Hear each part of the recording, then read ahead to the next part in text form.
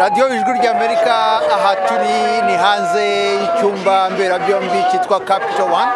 Hategerejwe ko iyi mbaga y'abanyamerika baje gukurikirana umuhango w'irahira rya Donald Trump baza guteranira kugira ngo bakurikirane uwo muhango, cyane cyane ko bafashe icyemezo cy'uko uyu muhango ubera mu nzu aho kubera hanze y'ingoro y'inama nshingamateka ariyo bitwa Capitol, kubera ubukonje bwinshi buri hano mu mujyi wa Washington DC.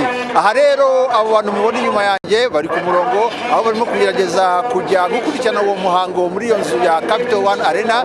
Aha ngaha urahabona abantu b'ingeri zose, hari bamwe bashyigikiye Donald Trump barimo kugaragaza ibyiza n'igikundiro bamufitiye, hakaba n'abandi ariko nabo batamushyigikiye, nabo baje hano kugaragaza ko batishimiye ko agiye kongera kuyobora iki gihugu ku nshuro ya kabiri mu gihe cy'imyaka 4. Hano hanze y'iyo nzu ya Capital One mwari kumwe nanjye Edi Rwema, aho dukomeje kugerageza kubagezaho uko ibintu byifashe aha ngaha mu mujyi wa Washington ahabera mu kanya irahira rya Perezida Donald Trump.